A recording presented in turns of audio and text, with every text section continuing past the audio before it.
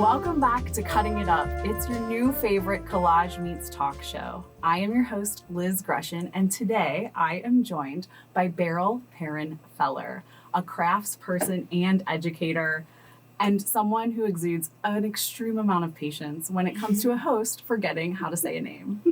Thank you for joining me. Hi, Liz. I'm really happy to be here. Okay, today I brought a big old circle cutter, and guess who else brought a circle cutter too? I did. This is so exciting. So we're going to make some I am at least going to make. Definitely making circles, yeah. Okay, great. I've actually never even used this before, so I might need some help when I'm using it. I know you as a jewelry designer. Mm-hmm. That's how we first met. Yeah. Where are you in your crafts journey now? I'm still doing quite a bit of metalsmithing, but it's moving away from jewelry, I would say. I'm doing more functional wear, kind of like spoons and tableware and things of that nature. Okay. So jewelry's still a big part of my life, but I'm also knitting a lot. Okay. And really wanting to do some wood carving these days. And you said earlier you're someone that needs to have a lot going on to feel good, and I relate to that. Yes. If I feel stuck, I can go to another one. And if I am not learning something new, I also feel a little stuck, for lack of a better word. Yeah. So it helps me navigate stuck and unstuck land. Yes. The making, I do a lot of, I think it's taken me a long time to get to a point with the things that I make where I don't feel bad if things are unfinished. And so it really is the learning the thing or the doing the thing is the most gratifying part. So I mean, as a professional, that sometimes gets in the way, but for the fulfillment of it, I don't beat myself up anymore if I'm not finishing things. Mm-hmm. What do you do with what you haven't finished? It kind of just piles up in my living room. Can you walk me through? This is maybe a very dangerous question. Yeah. Walk me through your current projects that you're actively working on, and then I would like to know what you're not actively working on. Okay. I am actively working on a sweater for my wife. Mm-hmm. And that has taken me like a year, and I'm almost done with it. And then my wife is pregnant, and thank you. I'm working on some like little baby things as well. So I'm doing a lot of knitting. I'm doing quite a bit of like nesting at home, which I feel like is a major creative endeavor for me. Really? Yes. I love to nest. Me too. Yeah. I think of my apartment as a dollhouse. It does also mean that I'm like really having to purge a lot of the unfinished projects and art materials that I haven't used in a reasonable amount of time. Do you have any tips for how to purge projects? Because I am really quite terrible at purging a project. I mean, there's nothing like a deadline. And then there's also having an accountability buddy. My wife and I are really like trying to be hardcore about it, and it's easier to be hardcore about it if someone else is holding you accountable of your own stuff. Mm-hmm. So like the things that I want to hold on to, she has to be like, come on, really? And I have to do that for her, and we both have to accept that kind of feedback to be like, yes, back on track, this is the mission, we have to be brutal. It also helps to be, at least in my experience, to be in New York. I don't have an excess amount of space. Yeah. And children come with a lot of things. Right. Yeah. An excess. Right. If you will. Yeah. So it's a lot of making room as well. Do you do cycles of purging? Yes. Or, yeah. I think that's also an important part of it is it comes in like big waves. Yes. And Yeah. if I can't find something, like one thing, if it's one small thing where like, I live in a 2-bedroom Brooklyn apartment. Why can't I find, Yes. I don't know, this notebook? Yeah. I get so upset. And I'm like, okay, that's it. We're getting rid of everything. And I get very serious about it. Yeah. When you are deciding about a project to keep or get rid of, aside from just like space, how do you separate like attachment? I'm a really sentimental person, so that is hard. But I think, I channel some Marie Kondo, and that's when like the does this spark joy thing comes in, which is really different than is this useful to me. And those I feel like go through really different. I feel like it's easier for me to get rid of things that I'm like, this doesn't spark joy anymore. And it's harder for things that I'm like, is this useful? Because I always inevitably go, maybe someday. Maybe someday. Yeah.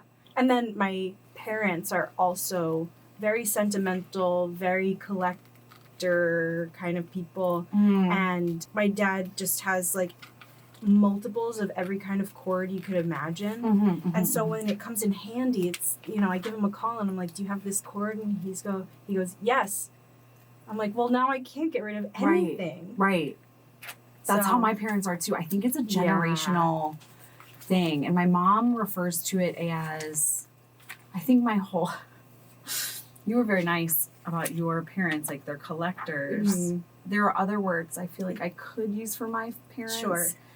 And I respect like the sustainability of it a lot because a lot of my art practice, I mean, here we are collaging with like half of these were from Stoops, right? The magazines, right? Yeah. But there is like a limit to it. Yeah. That can be difficult. Yeah. To overcome. Yeah. I mean, even with like these materials, I feel myself really having to push back past being precious about it. Of like, oh, but what if I saved this particular image for like, what if I'm not using it for the right project? Oh, sure. I do that all the time. Yes, me too. And I have lots of yarn at home right now because I'm working with a lot of fiber and I want to start incorporating more fabric into it. I'm going to Fab Scrap next week. Yeah. With a friend, and I told her that we have to make a pact that I need to use the fabric that I get. I can't. So Fab Scrap, for anybody who is not familiar, and maybe you can help me explain it because I haven't actually been in person yet, but they get all kinds of fabric from designers and dead fabric stock, suppliers. Donations, textile waste. And then they have a volunteer program where you can go and sort, and you, in exchange for volunteering, you get a certain amount of pounds. Yeah, the pounds thing is fabric. Amazing. Yeah. So it's going to be dangerous. You're going to volunteer? Yes. Nice. And I think my friend signed us up for like, you get extra. Because she's like bringing a friend. Oh, wow. How did you get from jewelry to where you're at now? I've always kind of hopped around with the kinds of metalwork that I do. And I think like, I don't know. Some of my favorite projects I ever made was like a cutlery set. And have just always enjoyed functional things and having beautiful functional things and making beautiful functional things. And I think I actually started making forks and spoons for my friends' birthdays. I thought it was just like a really funny and like sweet way of, I think it was actually maybe through teaching people how to make spoons that I saw how much they love to gift them to other people, that I was like, oh, maybe I should make more spoons and forks to gift to people. Yeah. And I've done that for birthdays, and I've done that for anniversaries and for some wedding gifts, and I do feel like it is, it becomes kind of an instant heirloom. Definitely. Yeah. Like a handmade spoon, Mhm. or, I mean, wow, your friends are really special. Yeah, they deserve a handmade spoon. Mm-hmm. And, like, they're never getting rid of it. Like, No. Yeah. That will be with them forever, and then it will be handed down because there's a story with that spoon. Exactly, yeah. That's my hope. So you're an educator in Metalworks? Mm-hmm. Yeah, I do teach mainly jewelry. I teach some teen classes, and I have a couple of adult classes as well. Okay. I teach at the 92nd Street Y. Oh, fun. Yeah, very fun. I've been there maybe 3 years now, and I really love it. I love the beginners in particular, because they come in with this complete awe of everything. I always think it's gonna be the soldering, the things with the torch. Those are that's very charismatic, and the hammering. But it's the like tiny little things of like the way that you can change your posture to make something easier, or like do some tiny little different motion in your filing that like changes everything that they like kind of lose their minds about, and I love that. I would lose my mind about that too. Right now I'm just trying to think about like my posture when I'm making something, and it's pretty terrible when I'm making all the time. I mean, this is a class that I would love to develop and teach at some point, that I don't have the kind of technical part of it for myself yet, of kind of the science of metalsmithing, the chemistry part and the physics part, because those things really, really impact your ability to actually make something the way that you want to make it. I mean, hammering in itself, just the characteristics of the metal and how it compresses and expands when you either hit it or you heat it up, completely changes the way that you can work with it. So having an understanding of that makes you a better metalsmith. Right. So and same thing with the chemistry too. So and that's not something that I learned super explicitly. It was kind of in figuring things out physically and being like, this chemical does this, but not really knowing the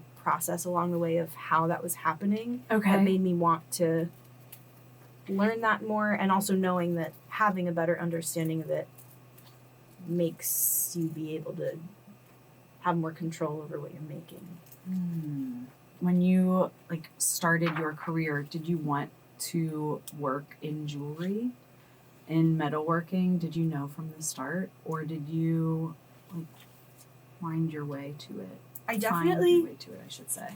I would, yeah, a little bit of both. I initially intended to major in ceramics in undergrad, and I went to a school that was like very renowned for ceramics, and then I hated it.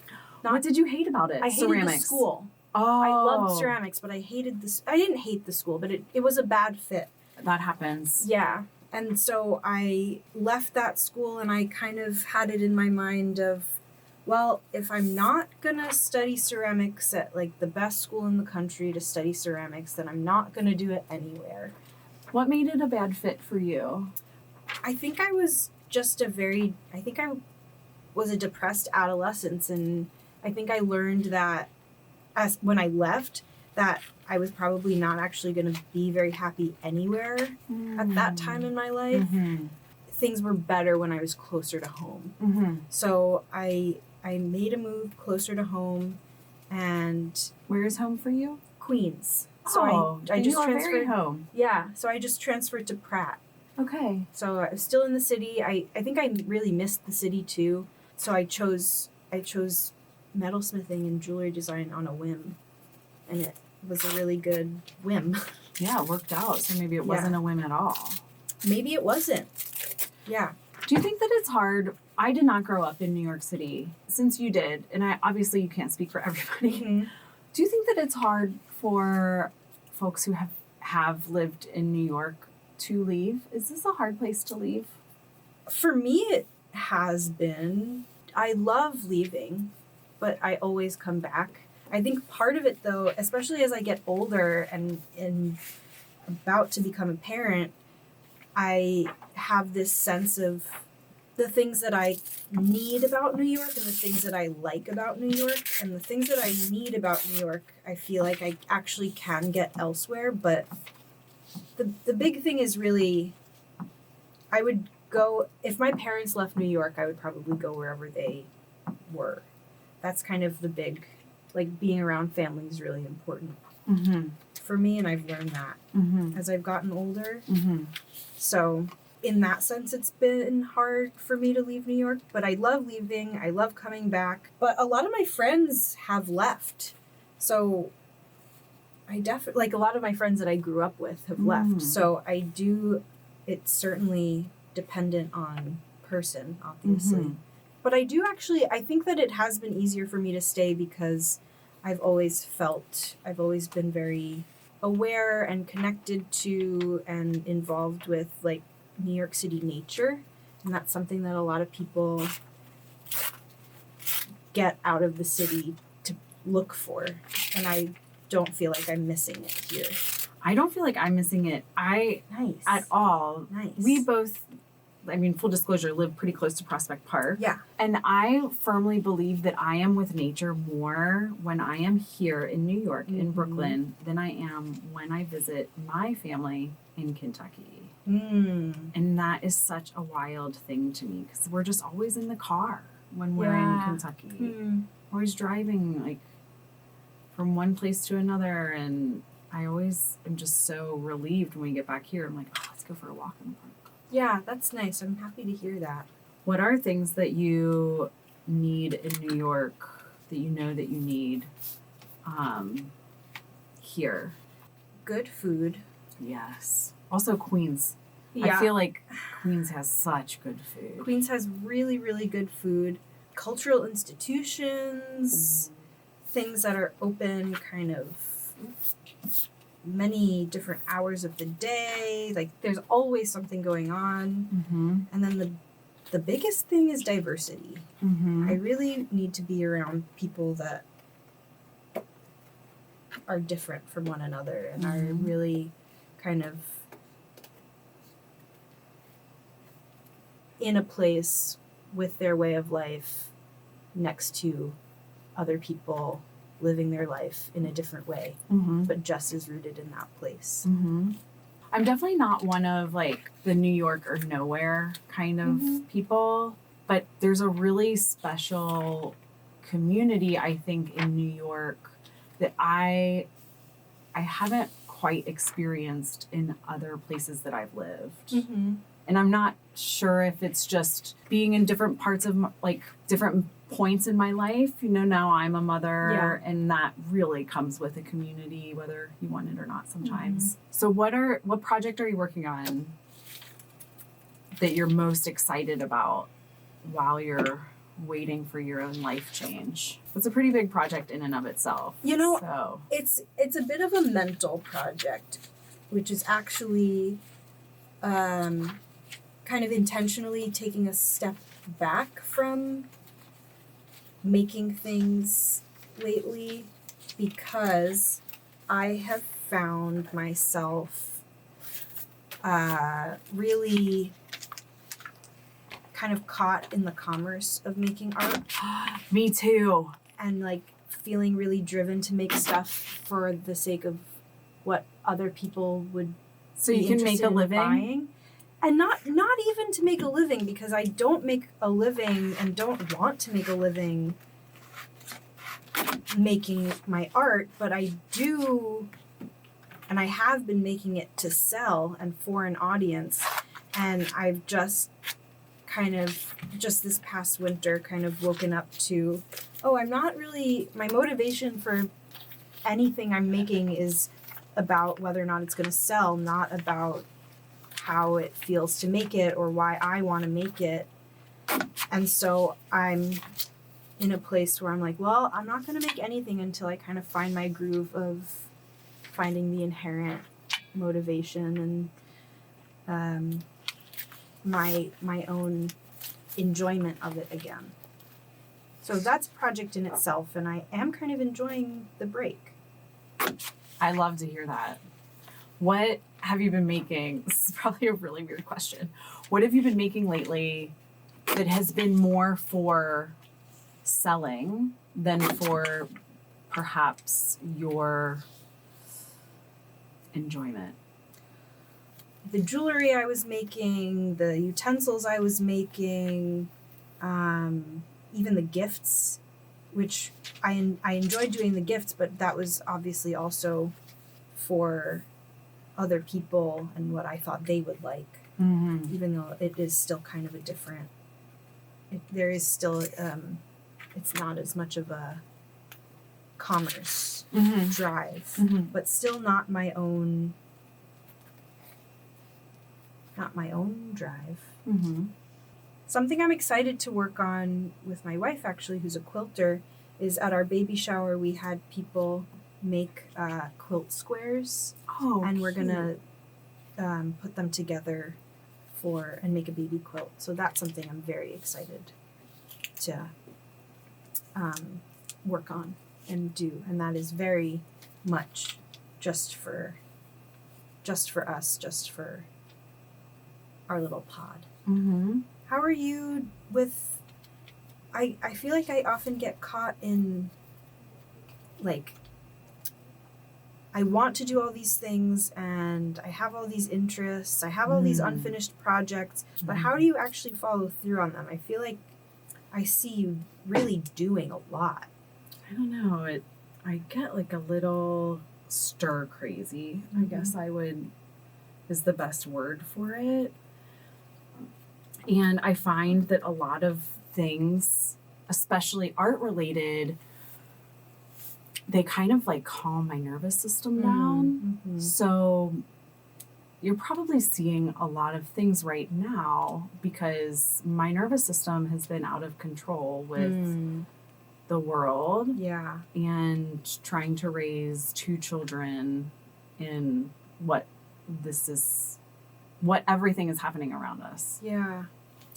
And so, yes, doing like something like this just allows me to like connect with somebody and kind of find the most positive way to experience life.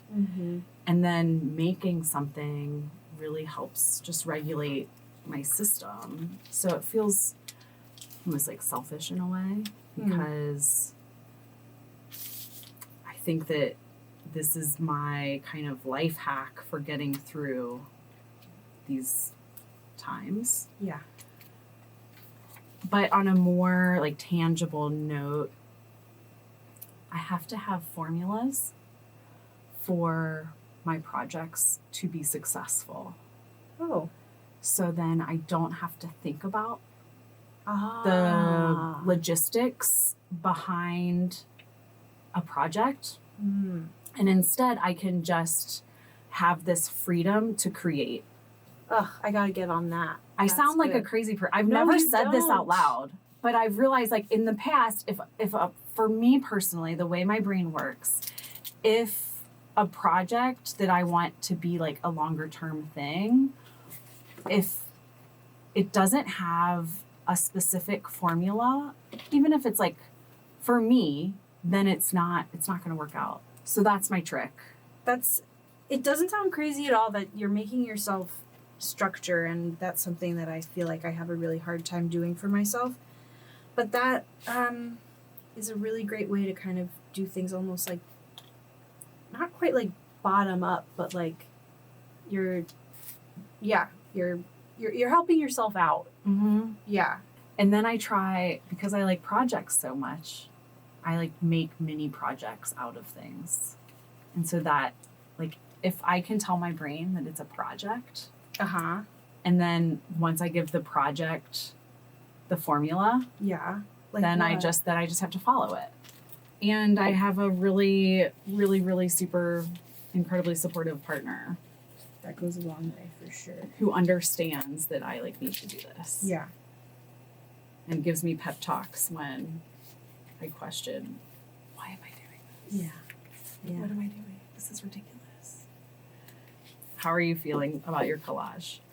I feel like I could collage and collage and collage. I know. We've I know definitely we- gone over we time in the must best go. way. Yeah. While we're gluing, where can guests find you if they would like to see some spoons or what else? Quilting, wearable art. Yeah. My Instagram handle is Beryl_Perron_Feller. Any tips for anyone who is looking to get into jewelry for the first time? I always like a good tip. There are a lot of really great resources online.